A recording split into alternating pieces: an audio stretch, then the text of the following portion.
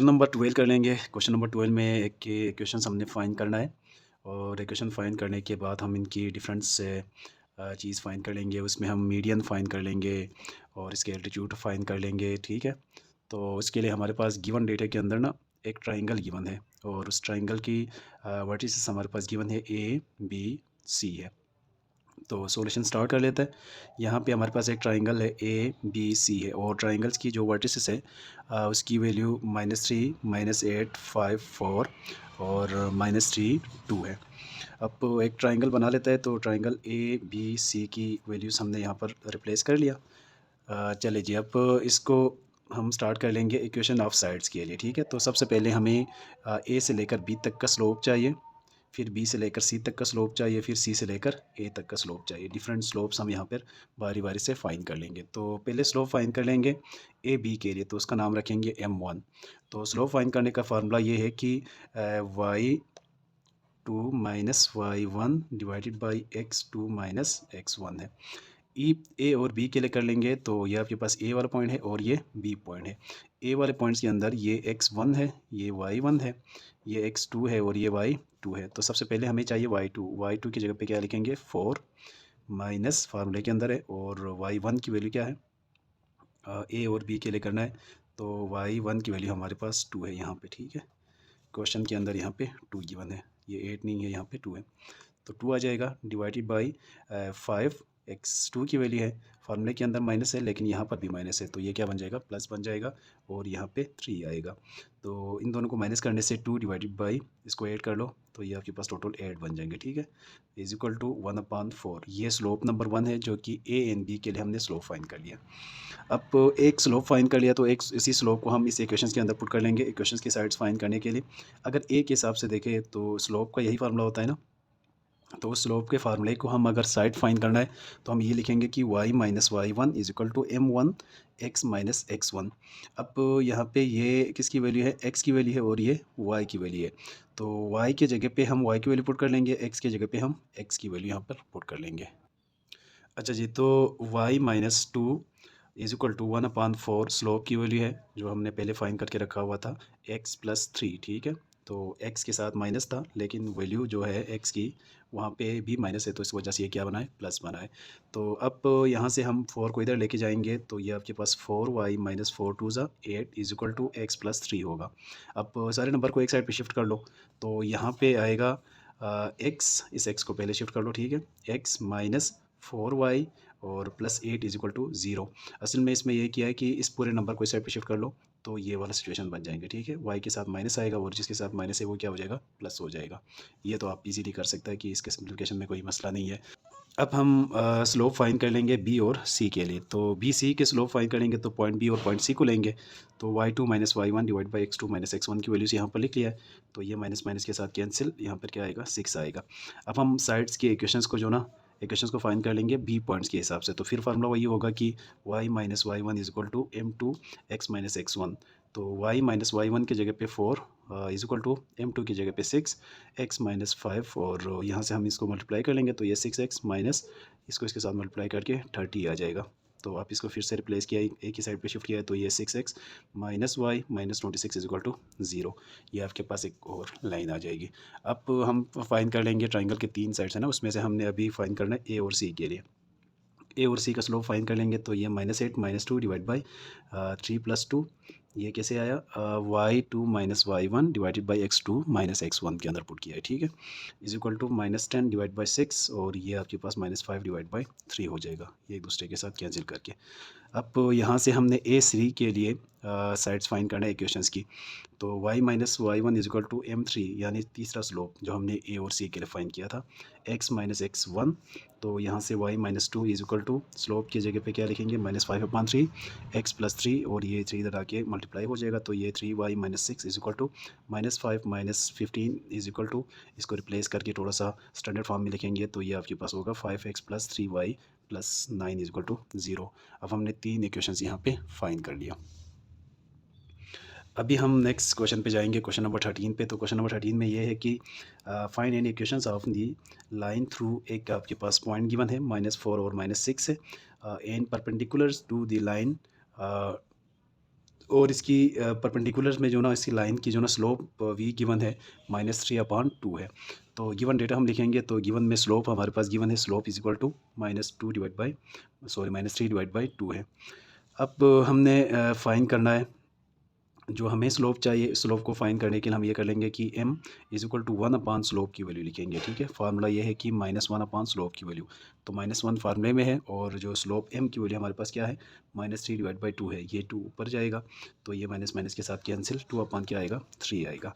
अब हम slope find कर लेंगे इस पॉइंट के लिए। कौन सा पॉइंट के लिए? 4 और 6 के लिए, ठीक है।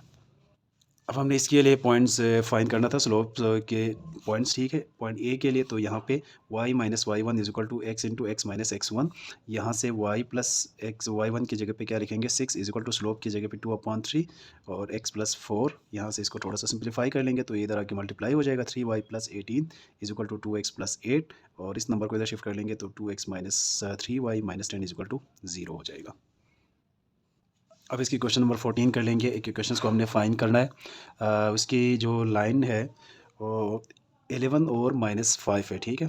11 और -5 से ये जो लाइन है वो इधर से गो थ्रू हो रहा है, तो ये बिल्कुल पैरेलल है दूसरे स्लोप के। स्लोप भी गिवन है, स्लोप -24 है। तो जो गिवन डेटा है पहले इसको लिख लेता है कि given slope of line is equal to -24। ये स्लोप गिवन है। हमने जो स्लोप फाइंड करना है उसके लिए हम क्या कर लेंगे, m इज इक्वल टू -24 हो जाएगा। अब point on the slope line हमने किस पॉइंट्स के लिए फाइंड करना था? A11 -5 के लिए। तो यहाँ पे हमारे पास फार्मूला है। ये फार्मूला हमने पीछे भी क्वेश्चंस में यूज़ किया है कि y minus y1 is equal to m into x minus x1। यहाँ से y इंटू y1 की जगह पे क्या लिखेंगे -5 लिखेंगे, तो ये +5 हो जाएगा क्योंकि यहाँ पर भी माइनस है। इज इक्वल टू स्लोप के जगह पे -24 और x माइनस x1 की जगह पे 11 लिखेंगे। तो ये y plus 5 is equal to इसके साथ मल्टीप्लाई होकर -24x माइनस माइनस प्लस 2 6 4 हो जाएगा। 24 को 11 के साथ मल्टीप्लाई करके और इस पूरे नंबर को इस साइड पे शिफ्ट कर लेंगे और ये नंबर इसके साथ क्या हो जाएगा, माइनस हो जाएगा। तो यहाँ पे 24x plus y minus 259 is equal to 0। यह हमारे पास न्यू इक्वेशन बनेगी। अब हमारे पास क्वेश्चन नंबर 15 है, ये लास्ट क्वेश्चन है। क्वेश्चन नंबर 15 में ये है कि the points A B C, हमारे पास 3 पॉइंट गिवन है और वो एक ट्राइंगल की है, ठीक है। ट्राइंगल है तो ट्राइंगल के 3 सी पॉइंट्स होती है। 1 2 3 पॉइंट्स हमारे पास गिवन है। इसकी वर्टिसेस से शो डेट आपने ये शो करना है कि इनकी जो ना मिड पॉइंट्स ओ है, ठीक है। इनके मिड पॉइंट को आपने बताना है ए बी के लिए एंड दी मिड पॉइंट ई, ठीक है। ए बी का जो मिड पॉइंट होगा वो हमारे पास डी होगा। ए बी का जो मिड पॉइंट होगा वो क्या होगा, डी होगा। और जब हम मिड पॉइंट फाइंड कर लेंगे ए सी के लिए तो इसका मिड पॉइंट क्या होगा, ई होगा। तो ए सी बिल्कुल पैरेलल होगा बी सी के लिए। तो एंड हमने ये प्रूव करना है कि D E is equal to 1/2 B C के। ये हमने लास्ट पे ये वाला टर्म प्रूव करना है इस क्वेश्चन के अंदर।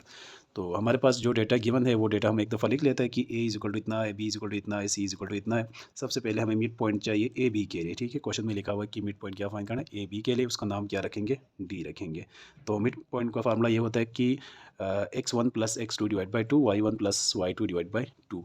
अब यहाँ से x1 की वैल्यू और x2 की वैल्यू डिवाइड बाई 2, y1 की वैल्यू प्लस y2 की वैल्यू डिवाइड बाई 2 कर लिया है। यहाँ से हमने ए और बी के लिए क्या फाइंड करना था, मिड पॉइंट फाइंड करना था, ठीक है। ए और बी के लिए मिड पॉइंट फाइंड कर लेंगे तो उसका नाम क्या रखेंगे, डी रखेंगे। अब यहाँ पे आएगा 5 डिवाइड बाई 2, 5 डिवाइड बाई 2, ये हमारे पास डी की वैल्यू है। 5 डिवाइडेड बाई 2 और 5 डिवाइड बाई 2, ये एक्स की वैल्यू है और ये वाई की वैल्यू है। ये पूरा किस चीज़ की पॉइंट है, डी की पॉइंट है। अब हम सेम यही चीज़ रिपीट कर लेंगे ए और सी के लिए। तो यहाँ पर लिखेंगे मिड पॉइंट ऑफ ए सी, उसका क्या नाम रखेंगे, ई नाम रखेंगे, ठीक है। मिड पॉइंट जब फाइंड कर लेंगे तो ये हमारे पास क्या होगा, ई का नाम रखेंगे।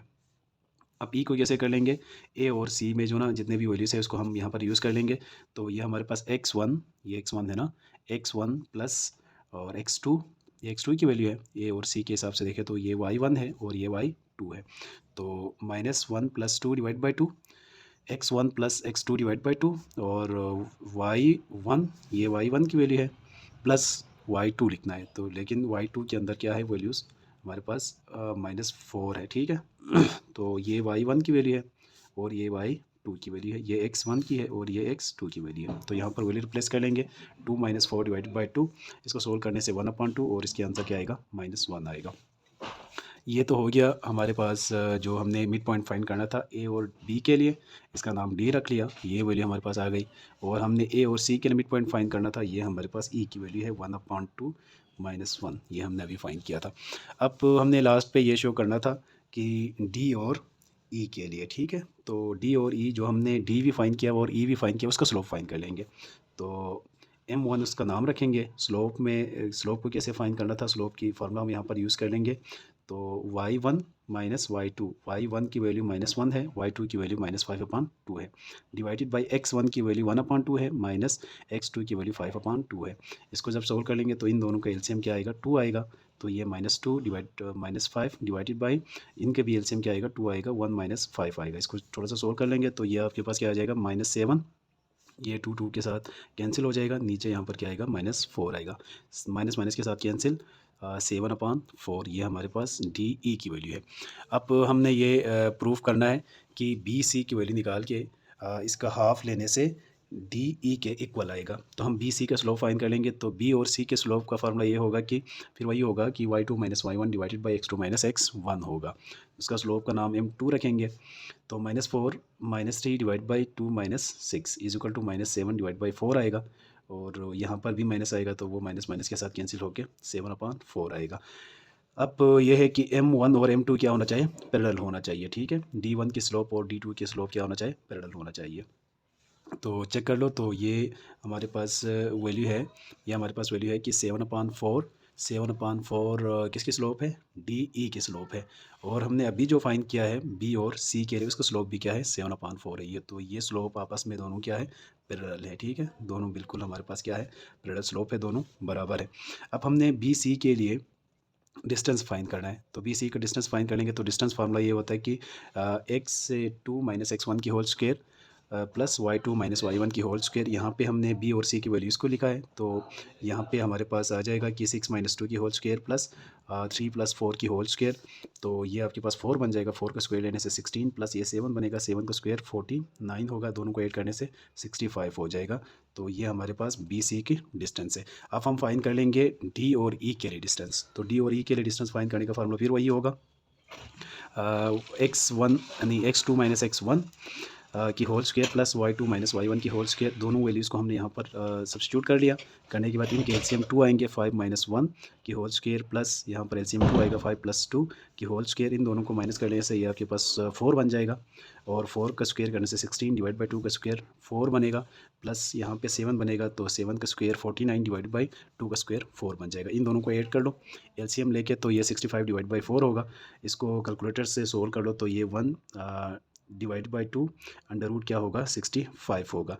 तो ये आपके पास बिल्कुल क्लियरली है कि डी ई की वैल्यू है 1 डिवाइडेड बाई 2 और बी सी किसके इक्वल था, 65 के इक्वल था। तो इसकी जगह पे हम क्या लिख सकते हैं, 65 लिख सकते हैं। तो हमने यही चीज़ क्या करना था, प्रूफ करना था।